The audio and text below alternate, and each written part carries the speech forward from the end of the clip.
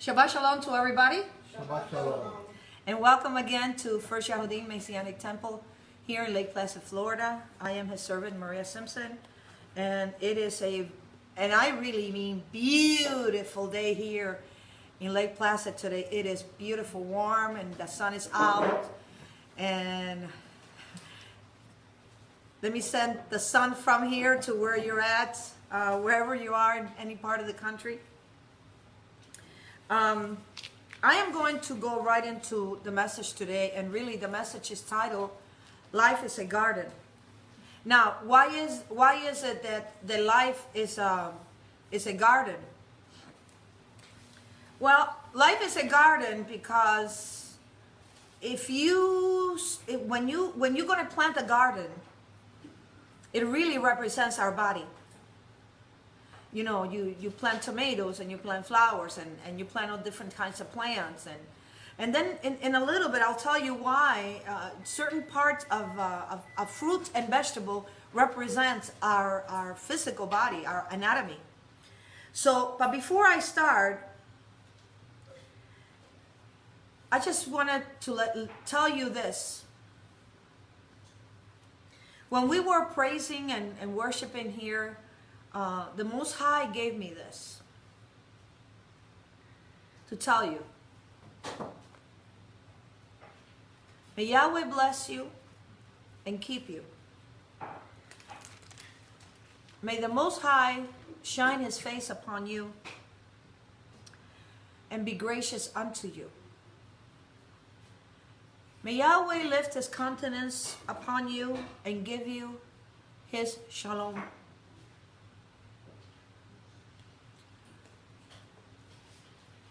The most things that we need today really is peace. We need peace even when we're sleeping. Because when you're on overdrive and living a very stressful life, because really the way life is lived today is everything is fast. And I said it before, like the bunny in Alice in Wonderland. We need peace. We need peace in all directions. And the sad thing is, there are people that are in your life that do not bring you peace, but they bring you chaos.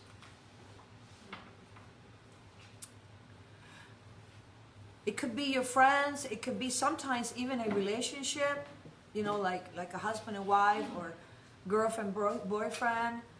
There's people that don't bring you shalom, they don't bring you peace. And the sad thing is that we keep on cannot let go of these people in our lives. Because we think that they will change. And my friends, let me tell you, they are not going to change. And the reason I brought this message is because we need to learn how to take care of our bodies. Amen. We need to understand who should we let go in our lives and who should stay. And see, for somebody that you know wrongs you, it's really easy for us to let them stay, but it's even harder to let them go. But this is the message today, and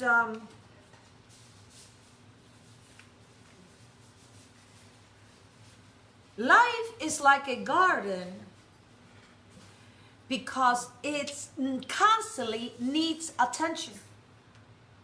Your life constantly needs attention. Wow. Amen to that. See, what a garden and a life need is only one thing. And I will tell you what that one thing is. TLC. Tender, loving care. If you are not tenderly caring and loving yourself, well, this message is for you. Whether you are or not, I really believe this message is for you. Amen.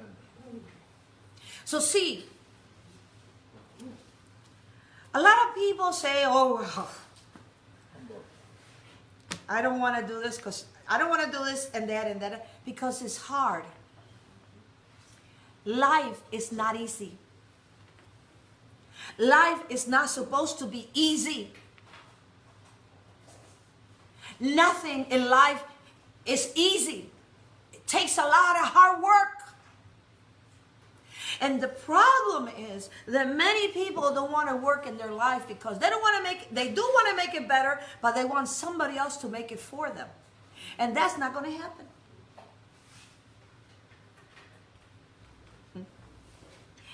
Anything in life that is hard to get, it is worthwhile. So reality is, your life is very worthwhile. A garden and life both need the same thing to survive. And also, they need both things to what? To blossom. If you're not blossoming in these last days, something is wrong with you. Wow. What is it that they both need?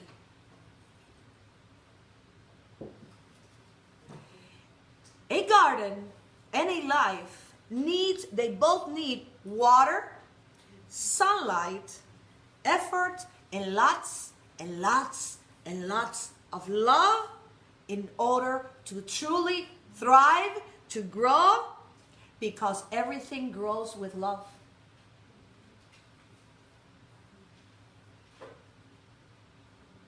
See, in a garden, there's all kinds of flowers. Flowers that are very proud. They're humble, they're ugly, they're beautiful, but they are perfume. And there's some that that doesn't have smells. They're big, they're small, they're sharp, they have thorns. Well, in your life, it's the same thing. Your life is a garden because in a garden, not only is there flowers and plants and vegetables and fruits, but there's also weeds. There are snakes in the grass, which are called garden snakes. Yep. There are animals, insects, that want to eat your life. They want to eat the plants. They want to eat the fruits. But the worst of these is one, the fungus in the garden. The fungus in our lives, those are toxic people in your life. Wow. Fungus is very hard when it goes on a plant or a vegetable. It's very hard to get rid of. A lot of times, you use special treatments and so on, and if it doesn't leave, you have to yank off, you really have to tear off, you have to from the root, and you have to throw it away. Well, there are people in your life right now that you need to let go. No matter how many times you have tried and you have tried and you have tried, you must let them go out of your life. You see, when God in the beginning created mankind, Adam and Eve, what was the first thing that he planted? A garden. Yeah. And he placed man in that garden. That garden, the Garden of Eden, represents life. Life is about nurturing. It's about developing. It's about taking care of yourself. It's about removing your weeds. It's about clipping the dry leaves. It's about removing and adding. See, life is constantly about sowing and reaping. We were meant constantly to be sowing and reaping. But see, there's a little problem with this. There are people in our lives that are also sowing and reaping in their life what they're doing to us.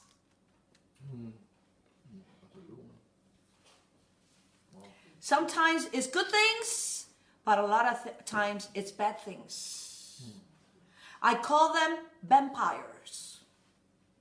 I call them vampires.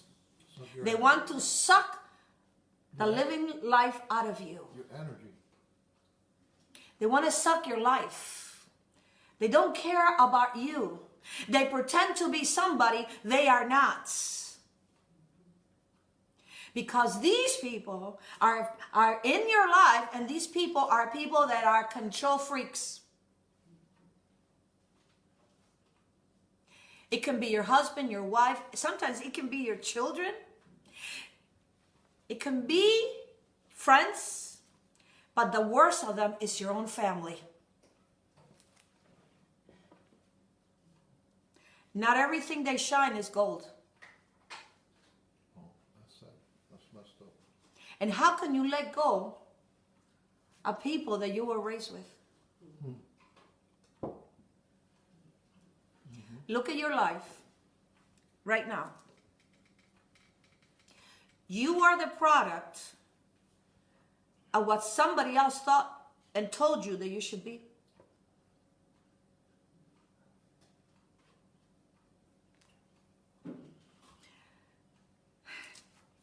Life is a garden.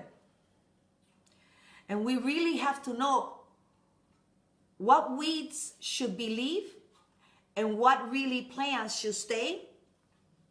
See, a rose is very beautiful. And sometimes a rose has too much pride, because a rose thinks it's the most beautiful flower in the whole garden.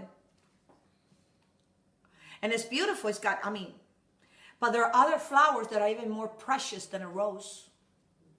And even though the rose is beautiful, in order for you to receive its fragrance and go straight to the heart, which is its petals, there's a lot of thorns for you to achieve, go all the way up. Life is the same way. Now, in your garden, you are the person that's going to kill. They're going to call you the gardener that kills.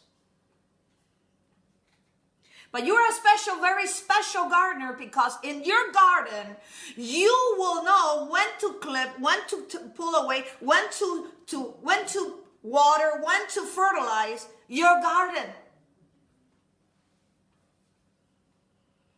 And see, sometimes in your garden, you're going to have plants and flowers that are not going to benefit you. And they begin to dry up the leaves a little bit, and you try clipping it because you want them to flourish. Just like you want people in your life to flourish, to be different. You have given all you have, everything you have. You have even gone out of your way because you want to be accepted. But these people in your life are people that really, it's not that they don't notice, they don't understand, but really don't want your well-being. And I'll tell you in a little what I'm talking about. If someone does not make you feel good, why should you want to be around that people? If somebody doesn't want your well-being, then why do you keep hanging around them? See, the hardest thing in life is not to stay with difficult people. The hardest thing in life is to let go of vampires in your life.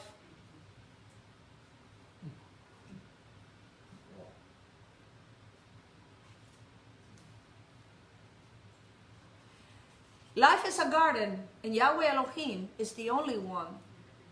Him alone is the owner of everything.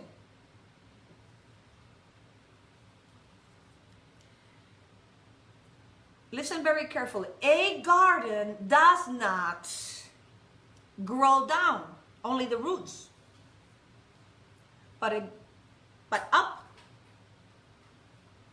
In life, you don't grow down, you grow up. And as you grow up, What people sow in you, that is what you're going to reap. And what you sow in people, that is also what you're going to reap. Because sowing and reaping is a law. We live life constantly sowing and reaping. And by the way, the day we die, our body gets sown in the dirt. Because out of the dirt we came, and into the dirt we go. We are all sowers. Some grow flowers, and some discover beauty, perfumes, and fruits. Other people sow thorns and are wounded at their sharp points. Nobody lives life without sowing, be it good or be it evil. Happy are those that where they pass leave seeds of love, of forgiveness, and affection. Because everything you sow, you will reap. Everything. From the moment you are born to the moment you die, you're constantly sowing and reaping. And the sad thing is that we have to let go of being around dogs. Because anybody that sleeps with dogs will inherit fleas.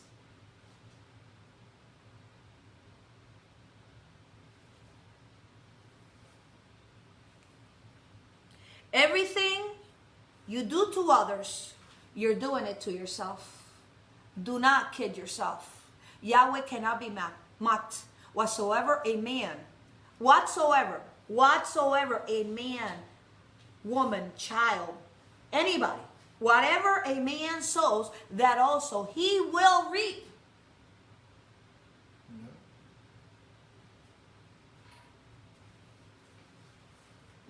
But the sad thing is that there's people that have sown resentment, bitterness, pain, agony, and etc. in your life, and you know who those people are, and you still hang around them. Let them go.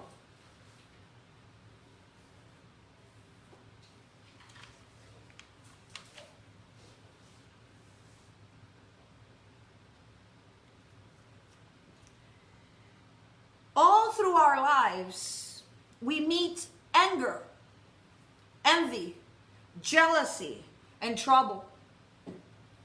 Things disturbed us. We live with furious conflicts and with fear and death. Even when we go to bed, we think up new troubles in our sleep. We get little rest, if any at all. And when we sleep, it is all just to wake up again, disturbed by our imagination.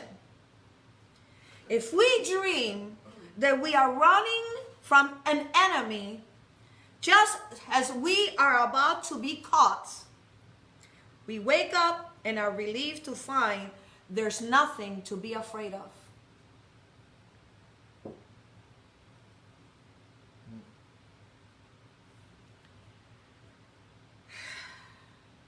Death, violence, conflicts, disaster, famine, sickness, epidemic have been caused by seeds of destructions. And who formed these?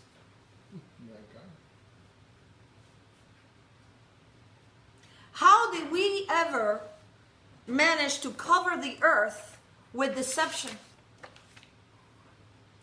See, an enemy has done this.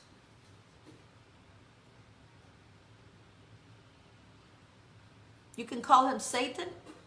You can call him Hasatan. You can call it your next door neighbor. You can call him Fred Flintstone. You can call it whatever you call it. But we are the ones who have been our worst enemy, because we sow things that we shouldn't sow. And then we want to reap things that are good.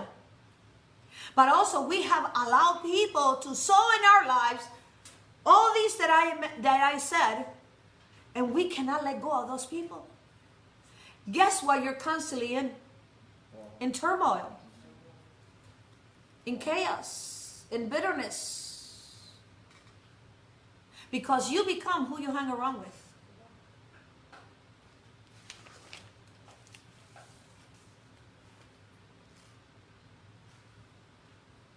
What's the benefit of a garden? The benefits of a garden is because you see colors and you see textures. And all those colors and textures and the fruits and the vegetables and beauty. You see beauty. What invokes is emotions, tranquility, and happiness. How do you see your life?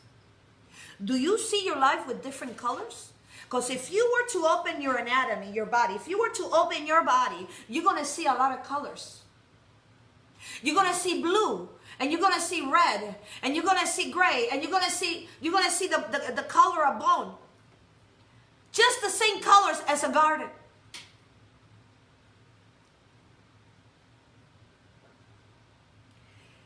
The reason that gardening has become so good,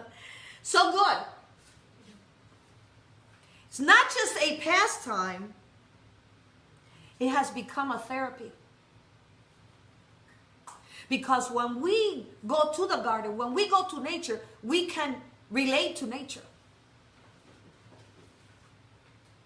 And it's a therapy. It's a therapy for our body, and it's our therapy from our soul, for our souls. Why? Because when we connect to nature, we're connecting to peace. We are connecting with the basic. We are connecting how it was in the beginning. And when we connect to nature, okay, to love, to affection, to tranquility, to harmony, stress has to go. Blood pressure changes. There's no muscle tension.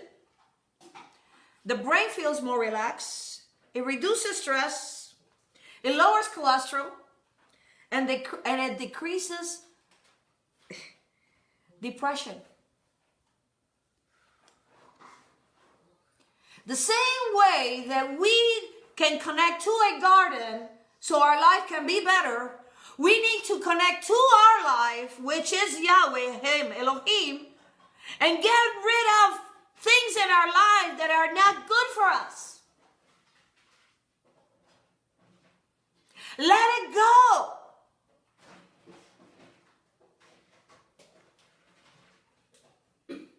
How can a garden do all these things?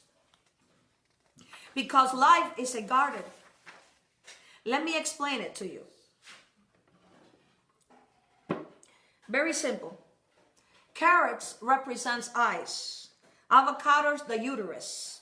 Kidneys represents the beans. Sweet potatoes represents the pancreas. Onions represents the blood cells. The olives represents the ovaries. Ginger represents the stomach. If you know, it looks like a stomach. Clams represents the testicles on a man. Red wine represents the blood.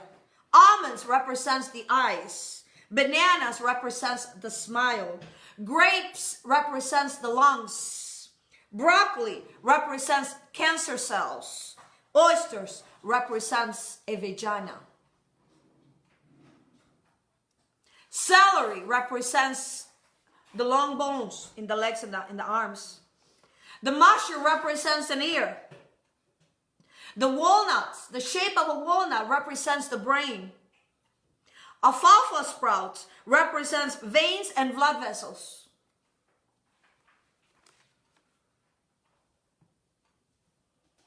If you take a tomato without cutting it, just 2 tomatoes, and you put it like this, it represents the whole shape of the eye. The middle being being the eye, the whole eye. If you look at a cucumber, it represents our nose. And then the cucumber, the leaves of the cucumber represents our eyebrows. A garden requires a great deal of work and commitment throughout the growing seasons. Life requires the same thing. By the time you are born to the time you die, you need to be committed to growing better yourself. Many people don't care about a garden because it's a lot of work. And you're right. But also many people want change in their lives. But they don't want the change because you have to do a lot of work. And people today don't want to work. They want the YouTube, they want the Facebook, they want the electronics, they want the Facebook, they want the cell, they want the computer to do the work for them. Including, they also allow people to stay in their life even though they know it's not good for them because they want their life to change and they depend on these things. When was the last time that you depended completely on your life? On what Elohim has given you? The power that He has given you. See, a lot of people don't want to think because every time you think, you got to put it to work. If you're going to read a book that has no pictures, you got to put your mind to work. And people don't want to work. People want to live life like a drive-through kind of fast food place. Depending on something, on other people. To give you the right food, to give you the right ideas, to give you the right spiritual growth, to give you the right thing. And most people don't really give a damn. But there are people who really care about you. Those are the ones that you have to put your attention to and be close to them.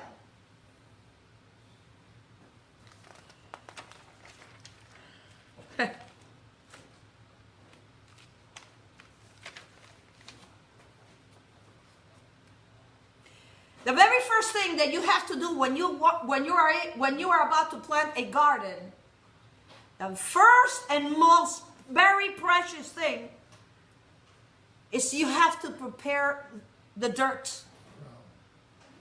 Because most dirt, when you never sown anything there, just maybe grass or maybe not. And there's different types of dirt. It's hard. When you want to change your life, the first thing you have to change and cultivate is your hearts. Get rid of the thorns. Get rid of the pride. Get rid of your ego. Because where there is a proud heart, an ego heart, you cannot let go. You cannot sow good things. So the very first thing you have to prepare the ground, the very first thing you have to prepare in your life is your heart. Your heart. Why is your heart? Your heart has been, at times, through the years, people have stepped on it. People have taken you for granted. People has said you're not going to make anything out of yourself. People that you thought loved you because you were raised with these people, especially your family and friends and people that you know. What has they sown in you? They have sown hardship, bitterness, ugliness. And you, through life, you have said, why? You have said, if only this would have been different. Well, my friend, I'm going to tell you, it has not been different, and we need to come to realization. We have to have clarity in ourselves. It's not going to change. So all these things that has been embedded for a long time, we need to let them go.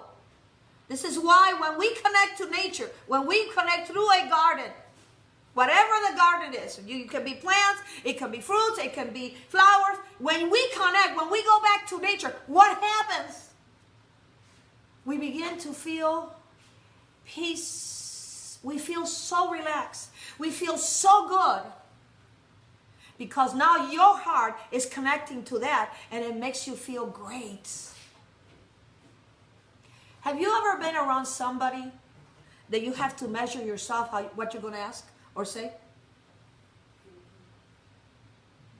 Because the way they're going to answer you, they might make fun of you, they might criticize you, they might think you're stupid, that you're dumb. Have you ever had this type of person in your life? Yes. Now, you need to come to your senses and you need to say the word, one word, enough. Enough. When you decide to really change your life and do not allow these phony baloney vampirism, these people that have stolen your life for a long time, these people that have controlled you, you will really put your foot right on the ground firm and you're going to say enough. That is when you will begin to live and nothing will be impossible for you. You were given one life to live. You were not given many lives to live. No, one life to live. You are the conductor, you are the chauffeur of your own vehicle. The problem in our lives is when we have allowed people to manure, to drive us, to take us where things that we don't want. Make us feel uncomfortable. Make us feel not loved.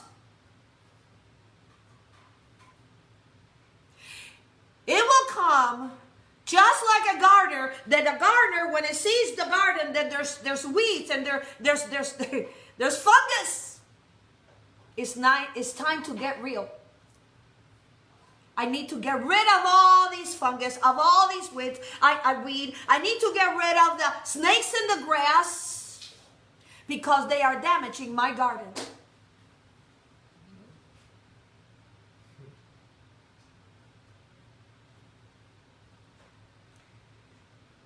In life, from all the problems and the rejections and neglect and abandonment and criticizing and controlling people and abuse of any kind, our hearts become very hard. Even though we love. Because see, we have lived our life that we want to be accepted so much that we go out of our ways for these people to really love us the way they should. And my friend, let me tell you, it's not going to happen.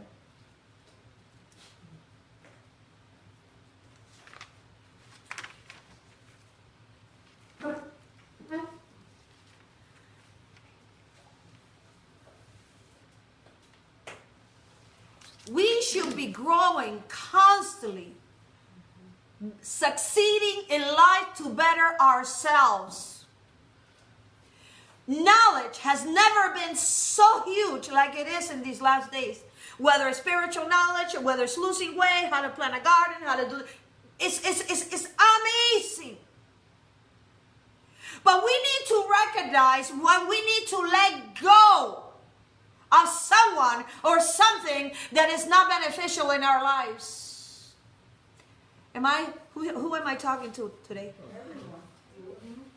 And if I'm talking to you, raise your hand. Everyone.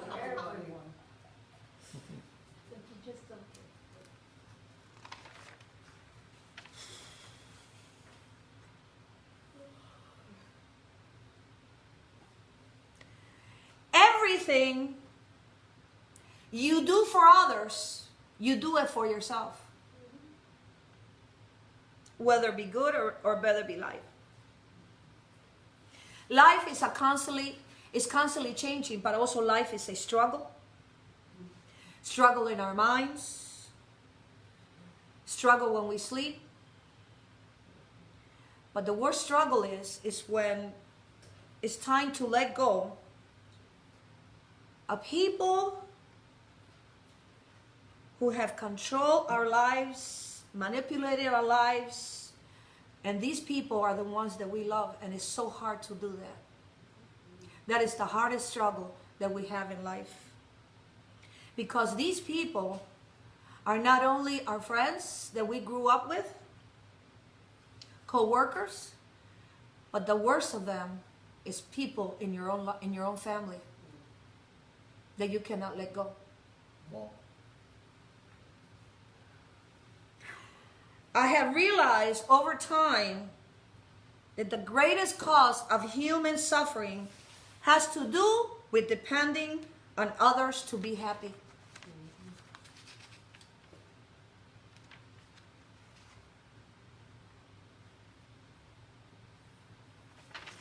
If somebody is not bringing you happiness,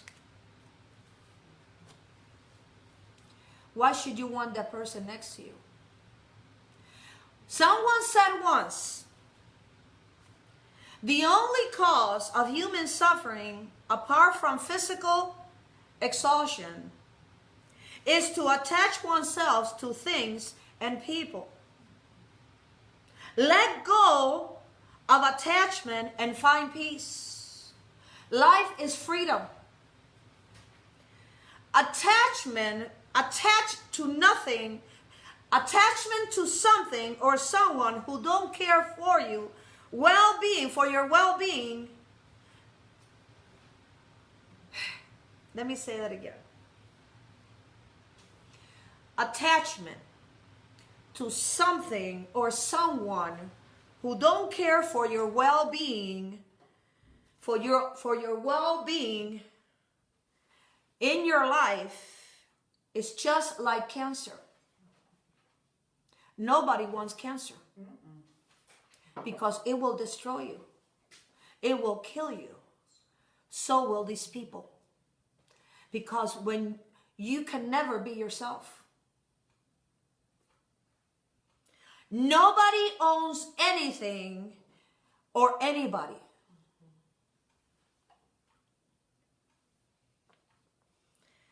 I don't love in order to possess, and I have learned to respect. If you don't want to be with me, it's your decision, but it's my decision to love myself and to rescue my happiness because I cannot surrender to your will.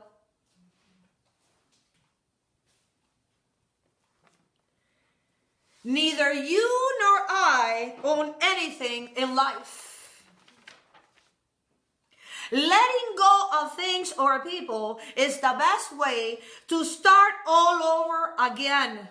Because there are things in our life that we find very difficult to accept. Because they keep coming back and they are disturbing us. They are disturbing us from one another. Let go of those that do not bring peace in your life. Let us forget all the if and why in our lives and let us ask ourselves, if we had the opportunity to learn a valuable lesson of life growing, let us learn to let things go, let people go, let situations go, let your past go. The best thing we have done was letting it go. Learning this is to learn that everything happens for a reason. Live your life the way you were meant to be because you are an individual.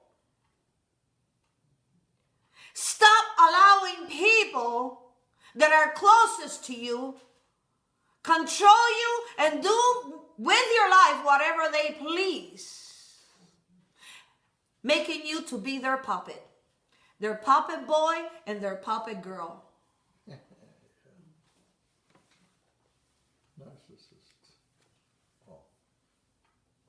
Everything that hurts us and dent us in the head is the most biggest thing, the most tremendous things in our hearts.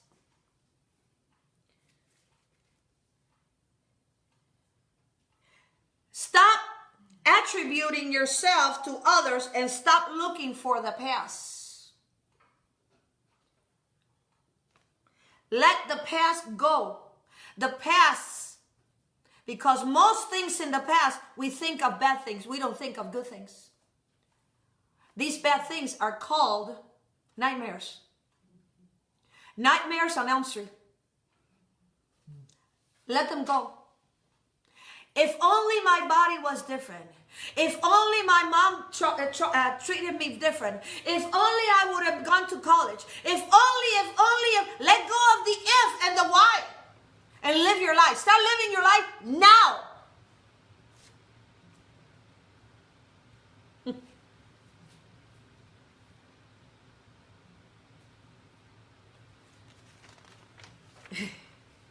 Your life is gone. Your past is gone.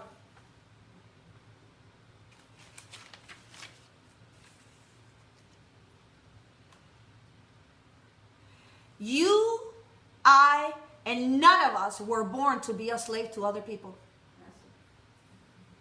We were not meant to be a slave to circumstances. We were not meant to be a slave in relationships. No one was born to be a slave, neither to stay waiting for what other people want to do with yourself, with your life. Life is a constant movement, like the earth. And there are more occasions to do really good things in your life. And when you do good things in your life, good things will come. Amen. Don't make homage. Don't enslave yourself to bad memories of the past that make you sick. Don't you think you had enough? I mean, don't you really think you had enough?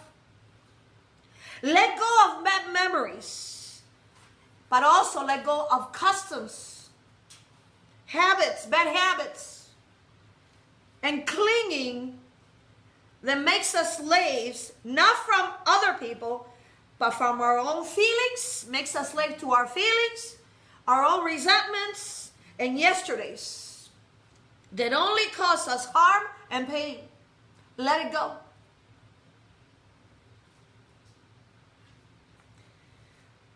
Why keep something that is not useful in our lives? Why do we want to do that? That doesn't make sense. Does it make sense to you? Because it doesn't make sense to me.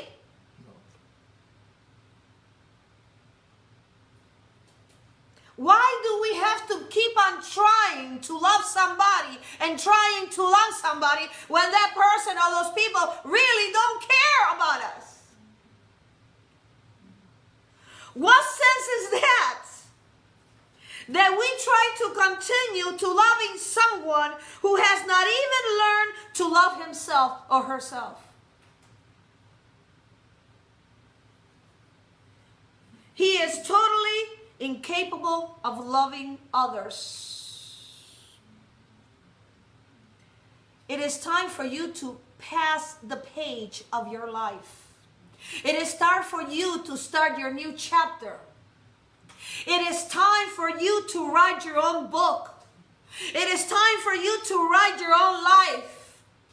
It is time for you to take control of what you were meant to take control, and that is your life, your mind, your heart, your feelings, your situation.